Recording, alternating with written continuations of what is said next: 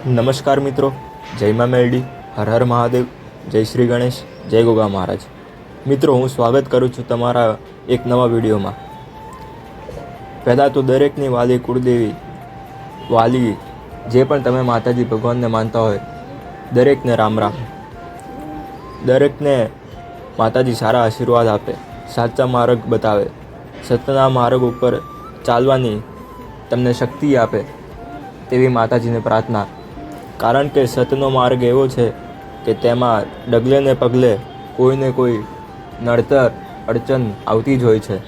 દરેક સેકન્ડે, પલવારે, કલાકે તમારી પરીક્ષા થતી હોય. તે કારણથી જે સત્યના માર્ગ ઉપર ચાલતા હોય તેવા માનવો હાલ કળિયુગમાં બહુ ઓછા જોવા મળે છે, અને જે ચાલતા હોય તે 100% દુઃખમાં જ જોવા મળશે. તે માટે હું માતાજીને પ્રાર્થના કરું છું કે તેમને એવા શક્તિ આપે કે તે લોકો સત્યના માર્ગ ઉપર અડીગ રહે અને ચાલતા રહે. મિત્રો, આજે આપણે ચર્ચા કરીશું એ વાત ઉપર કે જે પિતૃ પૂર્વજ સિકોતર માતાનો દીવો કરવો હોય તો આપણે ક્યાં કરી શકીએ. મિત્રો, હાલ કોઈ પણ વ્યક્તિ કોઈ ભુવાજી પાસે કે કોઈ જ્યોતિષ ભગત પાસે પૂછાવા જાય તો તેમને પૂર્વજ અથવા સિકોતરનો દીવો કરવાનું કહેતા જ હોય છે કે તમારે કુંડળીમાં પિતૃ દોષ દેખાય છે, કાં તો કોઈ ભુવાજી હોય તો એવું કહે કે તમારા પૂર્વજ નડે છે, પૂર્વજ થયા છે કે ગોપ થયા છે. તો પછી જેને પણ બતાવ્યા હોય તો તે તેમનો દીવો ઘરે ચાલુ કરી દે છે પાણીયારી ઉપર. પણ મિત્રો, હું આજે તમને એ માહિતી વિશે આપીશ કે તેમનો દીવો તમે કરો પણ કઈ જગ્યાએ કરવો અને તમારા લેખે લાગે, તમારા પૂર્વજ તમને સારા આશીર્વાદ આપે તેવા હું તમને સારી રીત અને સારો ઉપાય બતાવીશ. મિત્રો, જે પૂર્વજ હોય છે, પૂર્વજ પિતૃ દરેકને લાગતા જ હોય છે. તેમાં તમારે જોવાની જરૂર નથી કે મારા કયા દાદા છે કે કઈ દાદીમાં હોય સિકોતર તો તેમનું જોવું પડે છે કે કયા દાદી. પણ જો પૂર્વજ તમે તમારા કુંડળીમાં પિતૃદોષ હોય કે પછી તમે પૂર્વજનો દીવો કરવા માગતા હોય તો તમે અણધાર્યો પણ કરી શકો છો. તેમાં કોઈ વાંધો નથી કે તમને કોઈ નડતર પછી આગળ જઈને નડશે એવું કોઈ વાતનો ડર નથી એ વાતમાં.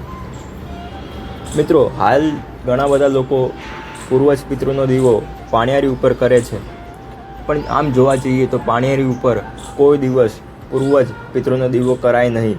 કારણ કે પાણીયારી ઉપર ખાલી લક્ષ્મી માતાનો દીવો થાય છે અને નાગ દેવતાનો વર્ષમાં એકવાર જ્યારે નાગપાંચમ આવે ત્યારે પાણીયારી ઉપર તેમની પૂજા થતી હોય છે. તે સિવાય બીજા કોઈ અન્ય દેવી દેવતા પાણીયારી ઉપર પૂજાય નહીં. તો પિતૃનો દીવો ક્યાં કરવો? મિત્રો, જો તમારે પૂર્વજ લાગતા હોય, તમારે કોઠે ધૂણવા આવતા હોય અને કહેતા હોય કે અમને સ્થાન આપો, તો ઘરમાં મઠ આગળ એક બાજોટ ઉપર એક નાળિયેર લઈને તેના ઉપર 5 ચાંદલા કરીને અને સફેદ કલરનું કાપડ વિછાઈને અને સફેદ કલરનું એ નાળિયેર ઉપર કાપડ બાંધીને એની આગળ એક ઊભી વાટનો તેલનો દીવો તમે પૂર્વજના નામનો કરી શકો છો. અને મિત્રો, જો તમને આવું કંઈ થતું ના હોય, કોઈ ભુવાજી બતાવી ના હોય અને તમારા કુંડળીમાં પિતૃદોષ હોય અને તમારી એવી ઈચ્છા હોય કે મારે પૂર્વજ બેસાડવા નથી પણ ખાલી દીવો જ કરવો છે, તો મિત્રો, તમારી આસપાસ કોઈ પણ પીપળનું વૃક્ષ હોય, કાં તો પીપળનું વૃક્ષ આજુબાજુ ના હોય તો મંદિરમાં તમને 100% પીપળનું વૃક્ષ મળી જ આવશે. ત્યાં જઈને તમારે કોડું લેવાનું છે માટીનું, તેમાં સરેસાનું તેલ હોય તો ઊભી વાટનો દીવો તમે પૂર્વજના નામે, પિતૃના નામે ત્યાં કરી શકો છો અને પીપળ આગળ મૂકી દેવાનું છે. પછી 5 વખત પીપળની પરિક્રમા કરી લેવાની છે.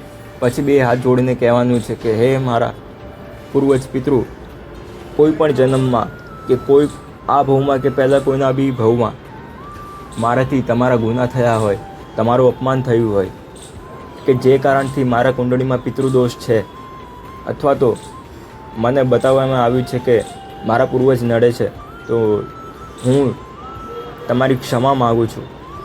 તમે અમારા ઉપર કૃપા કરજો અને અમારા ઉપર દયા કરજો, અમારું કુળ વધારજો. અમને ધંધા પાણીમાં નફો કરાવજો, એવી તમારે પ્રાર્થના કરવાની છે.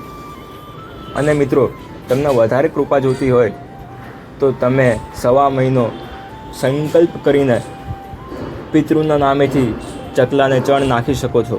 આ ખૂબ જ આસાન પ્રયોગ છે.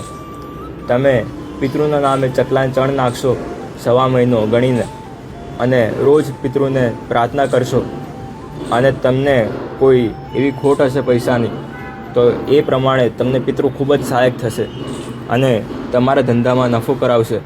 કાં તો તમને નોકરી જોતી હોય તો નોકરી પણ તમે પ્રાર્થના કરશો તો મળી જશે, એવી 100% અમને ખાતરી છે. આ વાત થઈ પિતૃદોષ અને પૂર્વજ માટેની. મિત્રો, આગળના વિડીયોમાં હું તમને એ વિષય જણાવીશ કે નખોદ પૂર્વજ હોય તો તેમનું શું કરવું, તેમના માટે શું ઉપાય કરવા, એના વિશે હું તમને આવતા વિડીયોમાં બતાવીશ. ત્યાર સુધી તમને આ વિડીયો ગમ્યો હોય તો અમારી ચેનલને લાઇક, શેર, સબસ્ક્રાઈબ કરી દેજો અને આગળ પણ સારા ગ્રુપોમાં શેર કરી દેજો. દરેક ઉપર મા મેલડીની કૃપા વરસે તેવી માતાજીને પ્રાર્થના. હું મારું બધું જ્ઞાન મા મહાકાળી તથા મહાદેવના ચરણોમાં અર્પણ કરું છું અને તેમનો પ્રસાદ સમજું છું. જય માતાજી. નમઃ પાર્વતી પતિએ હર હર મહાદેવ.